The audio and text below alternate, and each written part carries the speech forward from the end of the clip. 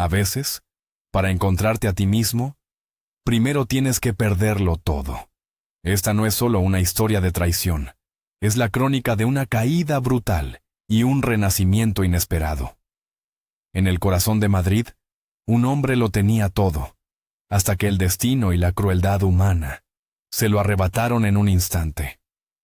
Prepárense para un viaje emocional, que les dejará sin aliento. Una historia que nos pregunta qué significa realmente ser fuerte cuando el mundo se derrumba a tus pies. Javier era la encarnación del éxito. A sus 28 años, se había forjado un nombre en uno de los bufetes de abogados más prestigiosos de Madrid. Su vida era un guión perfecto, un ático con vistas en el barrio de Salamanca, un coche alemán que olía a cuero nuevo y, sobre todo, Sofía. Ella era su ancla, su luz. Se habían conocido en una cata de vinos, y su conexión fue instantánea y eléctrica. Proveniente de un pueblo humilde de Castilla, Javier había luchado con uñas y dientes para escapar de una vida sin futuro. Cada logro, cada euro ganado, era un ladrillo en el muro que construía para separarse de su pasado. Con Sofía, sentía que por fin había completado su obra maestra. Era su familia, su hogar, la promesa de un futuro brillante que ahora parecía inquebrantable. La puerta del baño se abrió con un chirrido suave, y el vapor perfumado se mezcló con la tensión irrespirable del salón. De él salió Marcos, un hombre con el torso de un dios griego y una toalla anudada a la cintura. El agua goteaba de su pelo sobre el parqué que Javier había elegido con tanto esmero. Sofía, de pie junto a la ventana, ni siquiera se inmutó. Su rostro, antes un refugio para Javier, era ahora una máscara de desdén. Sorprendido, cariño, siseó, con una sonrisa cruel que no llegaba a sus ojos. Ah, y por cierto, estoy embarazada, pero relájate, añadió, pasando una mano por su vientre plano. No es tuyo. Cada palabra fue un golpe físico. Javier, apoyado en sus muletas de aluminio, sintió que el suelo se abría bajo sus pies. El dolor en su pierna destrozada no era nada comparado con el que le desgarraba el pecho. No gritó, no suplicó. Simplemente, el silencio se apoderó de él, un silencio pesado y atronador. Javier se giró, el metal de las muletas rechinando contra el suelo. Cogió la mochila que había usado en incontables viajes de fin de semana, ahora un símbolo de una vida que ya no existía. Empezó a meter sus cosas de forma mecánica. Un par de camisas, el cargador del móvil, el libro a medio leer sobre la mesita de noche. Sofía y Marcos lo observaban desde el sofá, como si fuera un espectáculo deprimente. ¿Necesitas que te llame un taxi, inválido?, se burló Marcos. Javier levantó la vista, y sus ojos se encontraron con los de Sofía por última vez. No había amor, ni pena, solo un frío y calculador vacío. No te preocupes, dijo Javier, su voz ronca por el desuso. Puedo solo. Salió del apartamento cerrando la puerta sin hacer ruido. Las llaves se quedaron en el felpudo, bajo la palabra bienvenido. Un sarcasmo final. En el ascensor, su reflejo le devolvió la imagen de un extraño. Un hombre quebrado, sostenido por dos frágiles extensiones de metal. El autobús interurbano que salía de la estación de Moncloa olía a diésel y a vidas estancadas. Se movía con la torpeza de una bestia cansada. Cada bache en la carretera era una sacudida dolorosa en la pierna de Javier. Miraba por la ventana cómo los imponentes edificios de Madrid daban paso a polígonos industriales y, finalmente, a los campos secos de la periferia. Apenas un mes antes, recorría esa misma autopista en su Mercedes, con la música a todo volumen y Sofía a su lado, planeando su aniversario en Venecia. Ahora, el único sonido era el murmullo de los otros pasajeros y el golpeteo incesante de sus propios pensamientos oscuros. El móvil, ya sin batería, yacía inútil en su mochila. No quería hablar con nadie. No quedaba nadie. La vida que había construido con tanto esfuerzo se había desmoronado, revelándose como un decorado de cartón. Se dirigía a la sierra, al pueblo de sus abuelos, el lugar del que había huido jurando no volver jamás. Pero no llegó al pueblo. Un par de paradas antes, en un cruce desolado rodeado de encinas y jaras, pulsó el botón de parada. «Aquí, muchacho, aquí no hay nada», le dijo el conductor con extrañeza. Javier asintió y bajó con dificultad. El sol de la tarde le golpeó con fuerza. El aire era puro y olía a tomillo y a tierra caliente. Empezó a caminar, o más bien a arrastrarse, hacia un pequeño pinar que coronaba una colina cercana. No buscaba un refugio, buscaba un final. Encontró una rama de pino robusta, lo suficientemente baja. La soga podía improvisarla con su cinturón y la correa de la mochila. ¿Así acababa todo?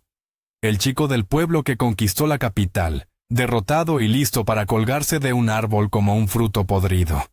La ironía era tan amarga que casi le hizo reír. Todo el esfuerzo, todas las noches sin dormir estudiando, todo para acabar aquí, en el mismo punto de partida. Se tumbó sobre la hierba seca, sintiendo el calor del suelo a través de su ropa. El cielo de la sierra era de un azul intenso, salpicado de nubes que se movían con una lentitud perezosa. El mundo seguía girando, indiferente a su dolor. Las aves cantaban, los insectos zumbaban. ¿Por qué rendirse en un día tan absurdamente hermoso? Quizás solo un descanso. Cerró los ojos, agotado por meses de dolor físico y el reciente colapso emocional. El sueño lo arrastró a una oscuridad sin sueños, un bendito vacío. Por primera vez en mucho tiempo, no había hospitales, ni abogados rivales, ni la risa cruel de Sofía. Solo silencio.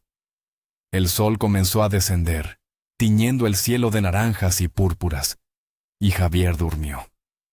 Durmió con la profundidad de un hombre que ya no tiene nada que perder, un sueño que era casi una pequeña muerte. Oye, muchacho, despierta. Una voz firme, pero no agresiva, lo sacó de la neblina. Alguien le daba suaves toques en la mejilla. Abrió los ojos con dificultad. Sobre él, recortada contra el crepúsculo, se erguía la figura de una mujer mayor, de pelo blanco y rostro surcado de arrugas amables. A su lado, sentado con una paciencia increíble, había un imponente Doberman negro. El perro lo miraba con unos ojos color miel que parecían entenderlo todo. Javier intentó incorporarse, pero un calambre le recorrió la pierna. «Tranquilo, tranquilo», dijo la mujer. «Te has quedado dormido. Me llamo Carmen, y este es Sombra». Le tendió una pequeña cantimplora. «Bebe un poco, andas deshidratado». El agua estaba fresca y le supo a gloria. ¿Quién era esa mujer? ¿Un ángel o una simple excursionista perdida? No importaba. Por un momento su presencia era un ancla en su océano de desesperación. «Vamos arriba. Se van a hacer de noche y aquí refresca mucho», dijo Carmen con una autoridad que no admitía réplica. Javier, obediente como un niño, se apoyó en sus muletas y se puso en pie. Le dolía todo el cuerpo. «Mi casa está cerca, puedes pasar la noche allí. Mañana ya verás qué haces». Javier no protestó. No tenía fuerzas para ello. Caminaron en silencio por un sendero estrecho. Sombra, el Doberman, iba unos pasos por delante, girándose de vez en cuando para asegurarse de que le seguían. El aire se llenó del aroma de la leña quemada y la humedad de la noche. Pronto llegaron a una pequeña casa de piedra con un porche de madera y geranios en las ventanas.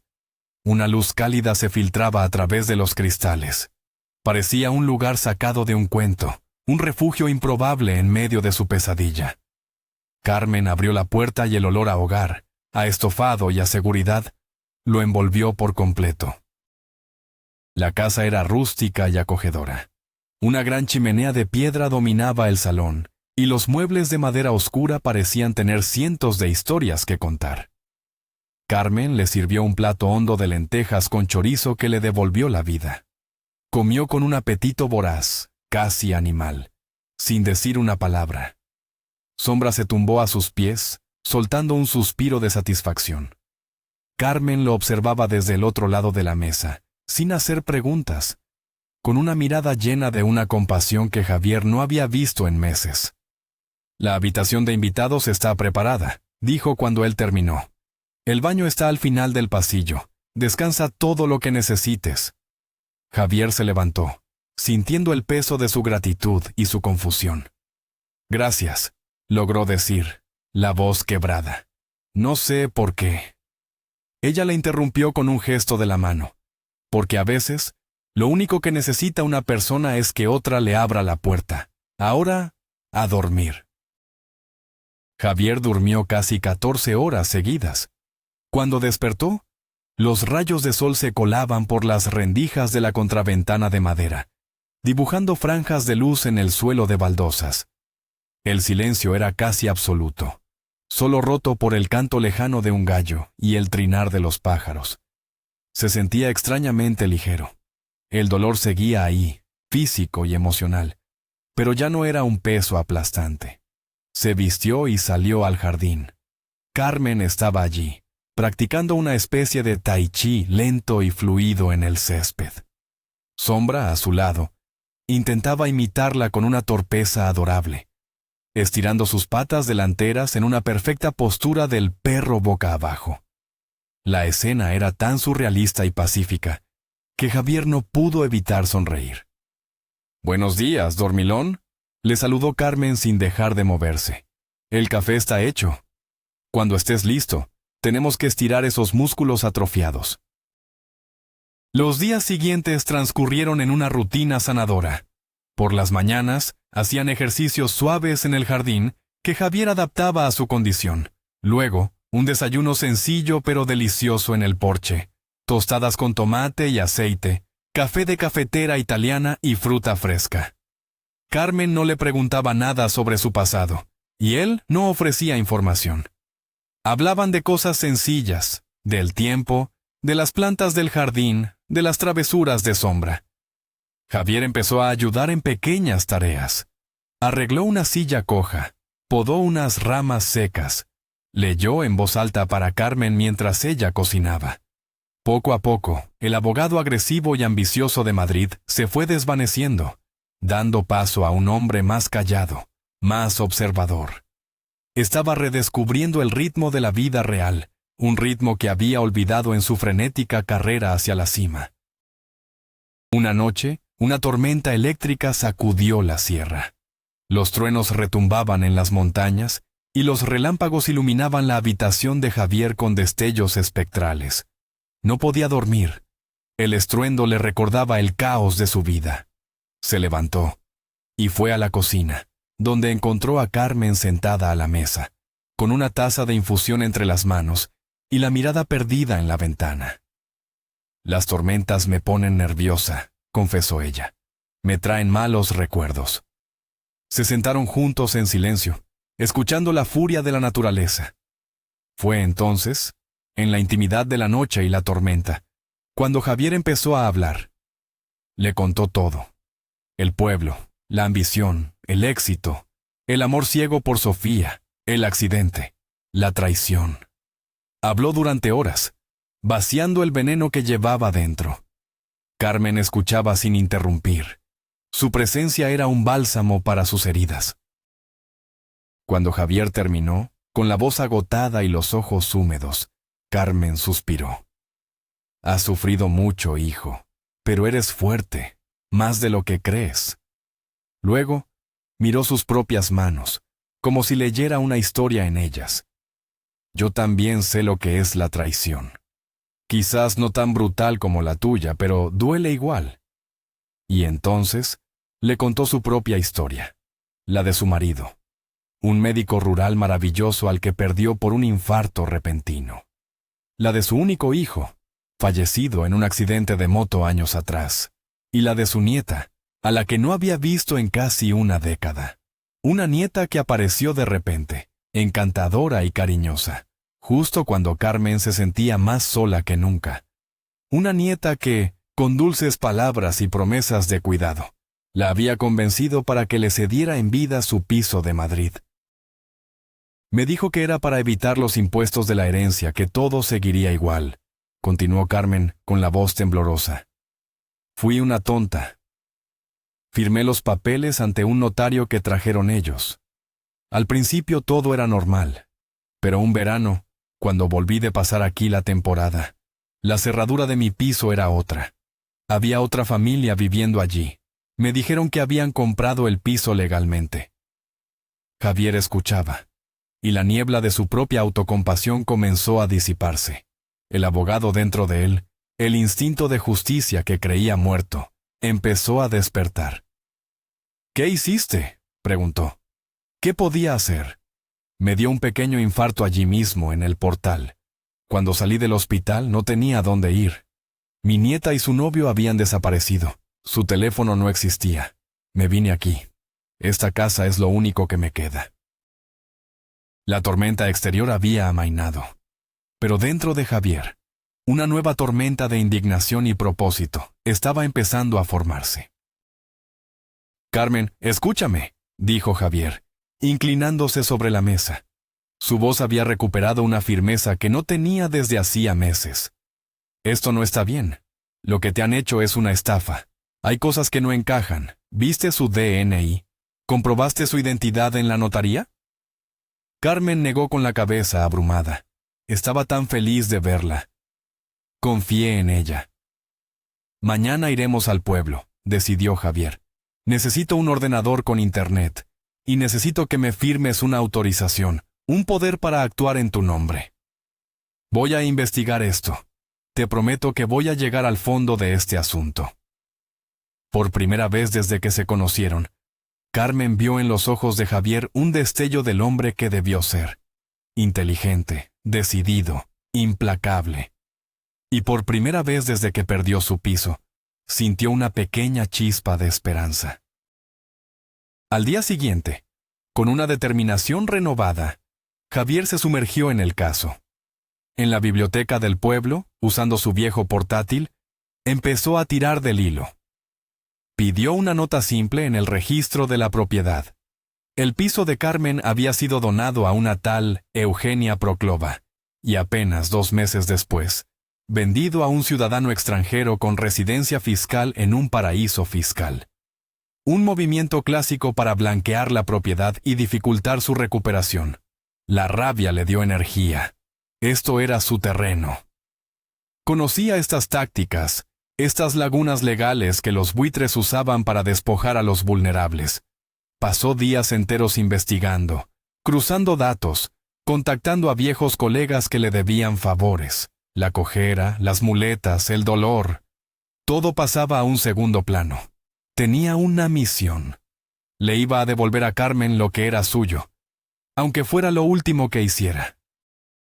El rompecabezas comenzó a tomar forma.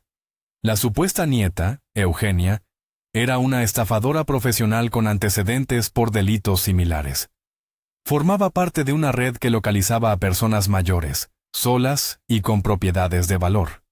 Estudiaban a sus familias, buscaban parientes lejanos o perdidos, y luego enviaban a un actor o actriz para ganarse su confianza. El novio y sus supuestos padres también eran parte de la farsa.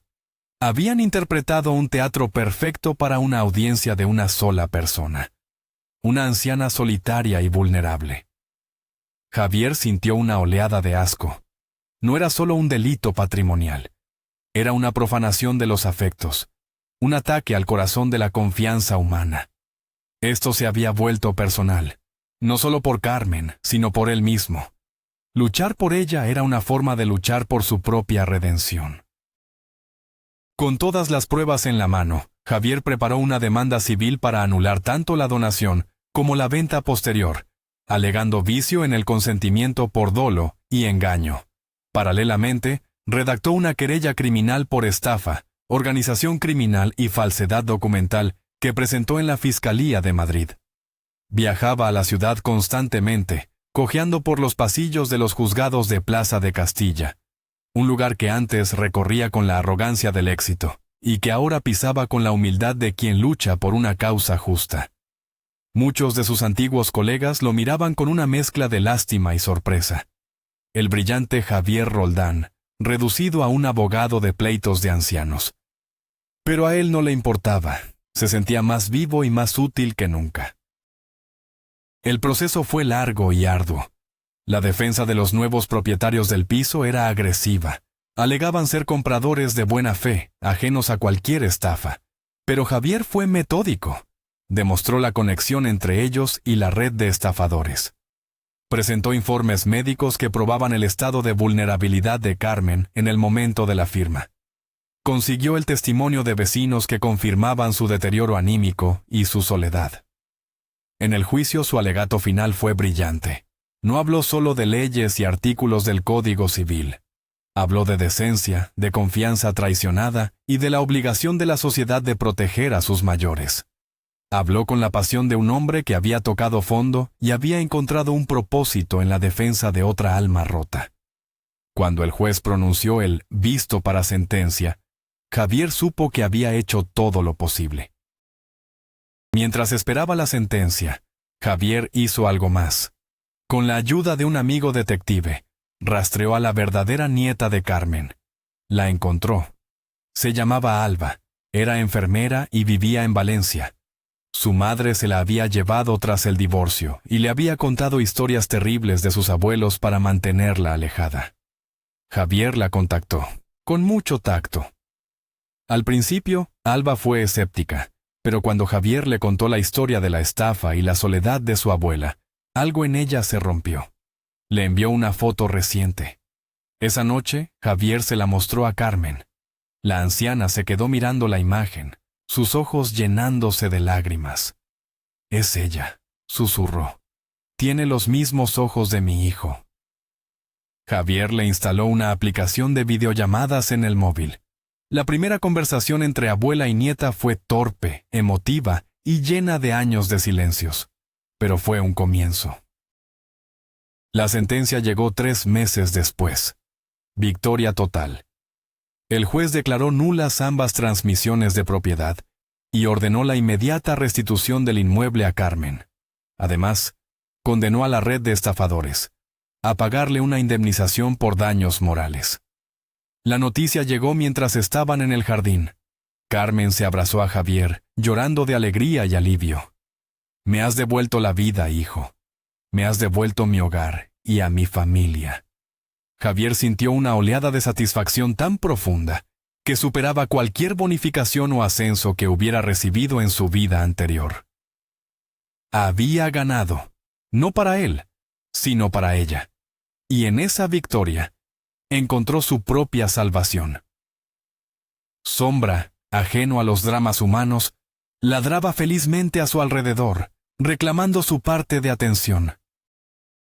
Con el caso de Carmen resuelto, Javier supo que no podía volver a su antigua vida. No quería. Abrió un pequeño despacho en un barrio obrero de Madrid, especializándose en defender a personas vulnerables contra abusos bancarios, estafas y negligencias. Su reputación creció, no por el lujo, sino por su tenacidad y su empatía. Se mudó a un apartamento modesto pero luminoso en Lavapiés. Había vendido el Mercedes y ahora se movía en metro, como un madrileño más. La cojera se había convertido en parte de él, un recordatorio constante de su caída y su renacimiento. Visitaba a Carmen y a Sombra en la sierra cada fin de semana. Eran su familia. La vida era más sencilla, pero infinitamente más rica. Un año después de su partida, sintió que estaba listo. Necesitaba cerrar el último capítulo. Necesitaba ver a Sofía, no por venganza ni por amor, sino por una necesidad de entender, de poner el punto final. Se puso su mejor traje, el único que conservaba de su vida anterior, y se dirigió al barrio de Salamanca. El portero lo reconoció y lo miró con asombro. «Señor Roldán, qué alegría verle, y sin...» «Sí», le interrumpió Javier con una sonrisa. «Sin las muletas». Subió en el ascensor, con el corazón latiéndole con fuerza. ¿Qué encontraría detrás de esa puerta? ¿Qué sentiría al verla a ella y al hijo que no era suyo? Respiró hondo y llamó al timbre. El sonido del timbre era exactamente el mismo, pero todo lo demás había cambiado para siempre. La puerta se abrió y apareció Sofía. Javier apenas la reconoció. Había ganado peso, su pelo antes perfecto estaba descuidado y vestía un chándal manchado. Pero lo más impactante eran sus ojos. Se movían sin enfocar, perdidos. Llevaba unas gafas de cristales muy gruesos. «¿Quién es?», preguntó, con la voz apagada. «Soy Javier», dijo él suavemente. Ella se llevó una mano a la boca. «Javier, no te veía bien. Después del parto, perdí casi toda la visión. Degeneración macular acelerada», dijo el médico. El shock dejó a Javier sin palabras. Desde el interior de la casa llegó el llanto de un bebé. Un llanto débil, lastimero. El lujoso apartamento estaba desordenado y olía a leche agria. La opulencia había dado paso a la decadencia. El karma, pensó Javier, a veces tenía una forma terrible de actuar. Entró en el salón. En una cuna, en medio del desorden, estaba el niño. Se llamaba Mateo. Javier se acercó. El bebé era pequeño para su edad y sus movimientos eran rígidos, espasmódicos. «¿Qué le pasa?», preguntó, el corazón encogido. «Parálisis cerebral», respondió Sofía con una frialdad que helaba la sangre. «Falta de oxígeno en el parto». Y Marcos se fue. Dijo que él no estaba para criar a un niño defectuoso. Me dejó sin €1. Se sentó pesadamente en el sofá. «Vendo los muebles para pagar las facturas. Pronto tendré que vender el piso». La mujer que lo había destruido estaba ahora más rota que él. No sintió alegría, ni satisfacción. Solo una profunda y abrumadora tristeza por el pequeño ser inocente atrapado en medio de todo aquel desastre. Javier se agachó junto a la cuna. Mateo dejó de llorar y lo miró con unos enormes ojos azules. Javier extendió un dedo y el bebé, con un esfuerzo visible, intentó agarrarlo con su pequeña mano. En ese momento algo cambió dentro de Javier. La pregunta de si era su hijo o no, que le había atormentado durante 1 año, se volvió completamente irrelevante. Aquel niño necesitaba ayuda, necesitaba una oportunidad, y él, Javier, estaba en condiciones de dársela. Miró a Sofía. «Voy a ayudaros», dijo con firmeza. «Voy a encargarme de Mateo, de sus médicos, de su terapia, de todo». Sofía lo miró, incrédula. «¿Por qué harías eso?». Javier volvió a mirar al niño y le sonrió.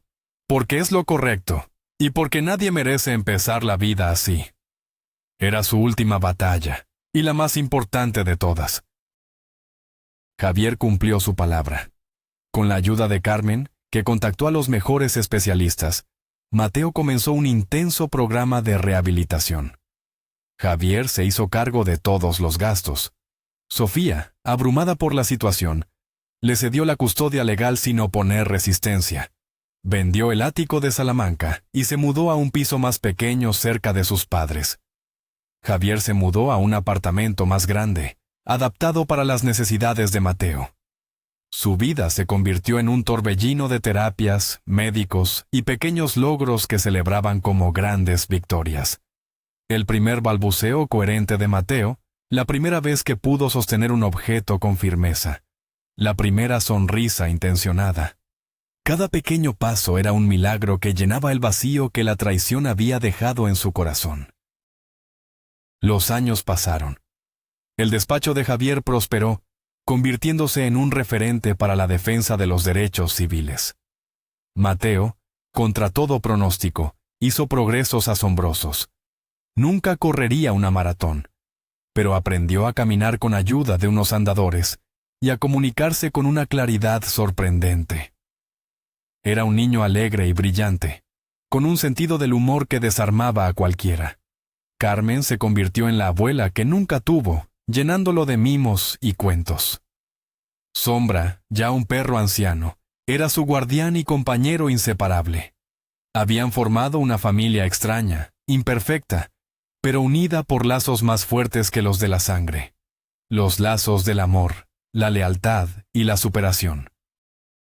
Una tarde de domingo, mientras preparaban una barbacoa en la casa de la sierra, Carmen se acercó a Javier. «He invitado a alguien», dijo con una sonrisa pícara. Es la nieta de una vieja amiga, se llama Lucía, es fisioterapeuta infantil.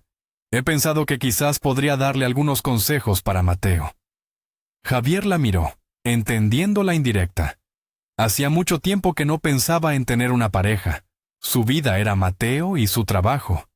Pero cuando Lucía llegó, con su sonrisa cálida y su mirada inteligente, sintió algo que no había sentido en mucho tiempo. Hablaron durante horas, no solo de Mateo, sino de la vida, de los sueños y de las cicatrices que todos llevamos. Mientras el sol se ponía sobre la sierra, pintando el cielo de colores imposibles, Javier observó la escena. Mateo reía a carcajadas mientras Sombra le lamía la cara. Carmen y Lucía charlaban animadamente junto al fuego. Se dio cuenta de que lo había perdido todo para finalmente encontrarlo todo. La verdadera riqueza no estaba en un ático con vistas, sino en la risa de un niño. El verdadero éxito no era ganar un caso millonario, sino ayudar a quien lo necesita. Y el verdadero amor no era una pasión cegadora, sino una conexión tranquila y profunda basada en el respeto y la admiración. Miró a Lucía, que le devolvió la mirada y le sonrió. Quizás, solo quizás, su historia no había terminado. Quizás, lo mejor estaba aún por llegar. Javier se dio cuenta de que el perdón era un músculo que se ejercitaba. Había perdonado a Sofía, no por ella, sino por él, para liberarse del peso del rencor. Había aprendido que las peores caídas no son las que te rompen los huesos, sino las que te rompen el espíritu. Pero también había descubierto que el espíritu humano tiene una capacidad de recuperación asombrosa. Podía doblarse, pero no romperse. Su vida era un testimonio de ello. Desde la cima del éxito en Madrid hasta el borde del suicidio en la sierra, y de vuelta a una vida plena de significado. Había completado el círculo. Ya no era el chico que huía de su pasado, ni el abogado que perseguía el dinero. Era simplemente Javier. Un hombre que había encontrado la felicidad no a pesar de sus cicatrices, sino gracias a ellas. Al final, Javier no solo recuperó la vida que le habían arrebatado, sino que construyó una mucho mejor, cimentada en la compasión, el propósito y un amor incondicional. La gran revelación de su viaje no fue descubrir la verdad sobre la paternidad de Mateo, sino darse cuenta de que esa verdad no importaba. Un padre no es el que engendra, sino el que cría, cuida y ama. En el rostro feliz de aquel niño y en la gratitud de Carmen, Javier encontró una riqueza que ningún bufete de abogados podría haberle dado. Su historia nos enseña que incluso en la oscuridad más profunda, un solo acto de bondad hacia otros o hacia uno mismo puede encender una luz lo suficientemente fuerte como para guiarnos de vuelta a casa. Gracias por acompañarnos en esta intensa historia. Si te ha emocionado, no olvides darle a me gusta, suscribirte para no perderte nada y dejar un comentario con tu opinión. ¿Y tú? ¿Crees que el verdadero perdón es el primer paso para sanar? ¿Qué habrías hecho en el lugar de Javier?